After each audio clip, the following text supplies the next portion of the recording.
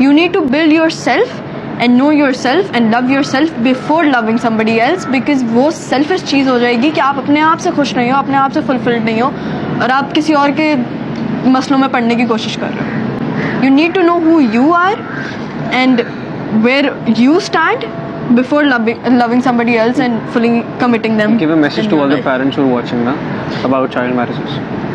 बुरा मान जाएंगे. नहीं, ओपिनियन दो. You telling about telling to the children ना. अब अम्मा अब्बा को भी कुछ बोलो. अम्मा अब्बा को आई थिंक प्लीज दोनों की हाँ में हाँ होनी चाहिए. You should be happy as well. ऐसी बात नहीं है कि बच्चों को जो करना है बस करने दें, ऐसी बात बिल्कुल नहीं है. दोनों की रजामंदी होनी चाहिए, दोनों खुश होने चाहिए, फिर जाके शादी होनी चाहिए, क्योंकि आप लोग की ब्लेसिंग्स की बहुत ज़रूरत होती है और बच्चों को खुश होने की ज़रूरत होती है. आशीर्वाद बहुत ज़रूरी होता है. Both of you should be happy. And अगर आप उसके साथ खुश नहीं हैं और आप नहीं चाहते कि आपके बच्चे की उससे शादी हो, तो explain them, give them a reason. आप ऐसे नहीं कर सकते कि बस नहीं होनी. आप बैठ के बात करें. क्यों नहीं कर सकते? आपकी औलाद है, पक्का प्रॉमिस आप कर लें बात प्यार मोहब्बत से. लाइट ऑन हो गई, लाइट ख़राब हो गई हमारी. और जवाब हो गया. हो गया. क्या है कॉन्शियस मत दो. मैंने हो गया, मैंने दे दिया जवाब. अच्छा पेरेंट्स का जवाब. पेरेंट्स का नहीं nothing. I have given the message to everybody. मुझे लगता है कि एक चीज़ लोगों को ये पसंद आ रही है कि हम रियल में भी ऐसे ही हैं जैसे हम ड्रामे में. हम एक्चुअली एक दूसरे से ऐसे ही लड़ते हैं जैसे हम ड्रामे में लड़ते हैं. कुछ ऐसे मतलब हमारी स्क्रिप्ट्स में नहीं लिखा हुआ होता कि अब इसके मुंह पे हाथ रखना है या अब इसके बाल खींचना है. हम वो अपनी तरफ से करते हैं. तो आई थिंक वो लोगों को नज़र आ गया और वो लोगों से कनेक्ट कर गया. हाँ, अपने कैरेक्टर के बारे में बताऊं तो जैसे मैं पहले आपको भी कह रहा था, इसको भी मैंने एक आध दिन पहले एक चीज़ कही थी कि यहाँ पे हमारे तकरीबन जितने भी actors, because it's my first project, बाकी सब ने काम किया हुआ है, तो एवरीबडी वाज होपिंग कि यार हमें एक अच्छा कैरेक्टर, एक मार्जिन वाला कैरेक्टर मिले जिसमें हम लोग अपना पोटेंशियल शोकेस करें, सारी चीज़ें.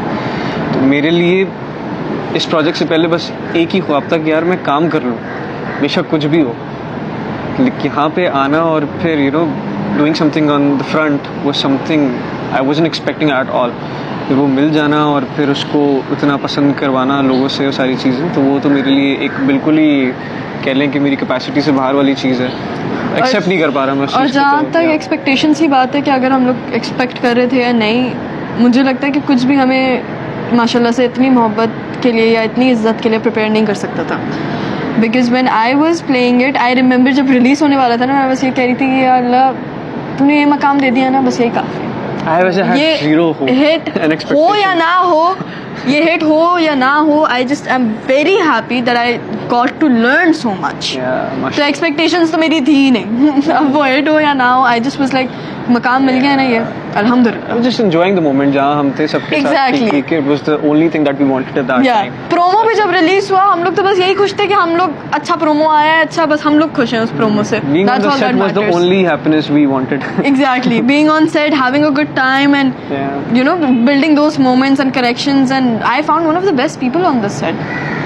मैं एक चीज़ जो है ना, शुरू से एक चीज़ कहता हुआ आ रहा हूँ कि इस प्रोजेक्ट के हवाले से कि मैं बस ये चाहता था कि प्रोजेक्ट जो भी इंडिविजुअल इस प्रोजेक्ट में इन्वॉल्व है सबके लिए एक अच्छा हो. इसको अगर मैं ऐना की बात करूँ तो ऐना के लिए एक पहला प्रोजेक्ट था जिसमें इसको इतना एज एन एक्टर मार्जिन मिला और मेन लीड पे आना. माया जी का कमबैक था, हिबा जी का कमबैक था, इसका अपना एक स्टैंडर्ड इसने मेंटेन किया हुआ था, उसको फिर ब्रेक करके एक और नई चीज़ लेके आना एक बहुत बड़ी बात थी. साद भाई जहाँ हमारे हैं, ही इज़ अ ब्रिलियंट एक्टर माशाल्लाह, उनकी जितनी तारीफ की जाए कम है. सही है, he is a great actor. तो सिप्तैन मेरे साथ, guy was playing Ahmed character, Masood, ये सारे लोग जो हैं, फिर इनकी तो बात ही अलग है. तो ये लोग तो इनको मौका मिला है, उन्होंने इस तरह कैच किया है इस मौके को. इनफैक्ट फ़हाम भाई इज़ वेल, उनका जमशेद तो कैरेक्टर इज आउटस्टैंडिंग ऑनेस्टली. फिर नुमान सर की अगर बात की जाए तो मैंने अभी एक इंस्टाग्राम पे पोस्ट भी डाला था कि he has guided me like a father throughout the whole process.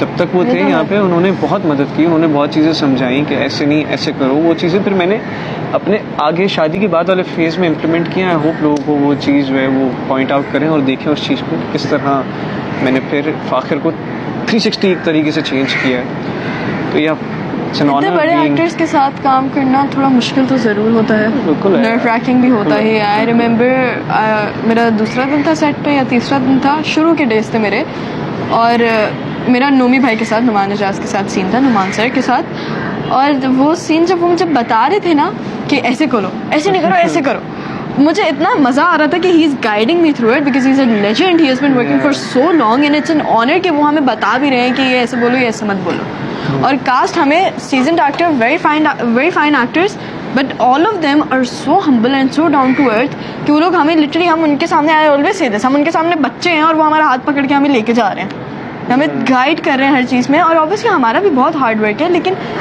उन लोग को वो इज़्ज़त और वो मकाम जो उन लोग को मिला हुआ है, उस मकाम पे होने के बाद हम लोग को इतनी सारी चीज़ें गाइड करना है, इट शोज कि वो आज जिस मकाम पे हूँ किस वजह से। एग्जैक्टली, ये है बस। And one thing I will say, Saad भाई is a great actor and I love watching him in the scenes and I have learned a lot from him, a lot. फहाम भाई हो गए। फहाम भाई तो खूब है हमारे छोटू से, छोटू जी बाजी अभी of बढ़िया course everybody. Wisam bhai is like a father figure to us, to me I would say, I think to you as well.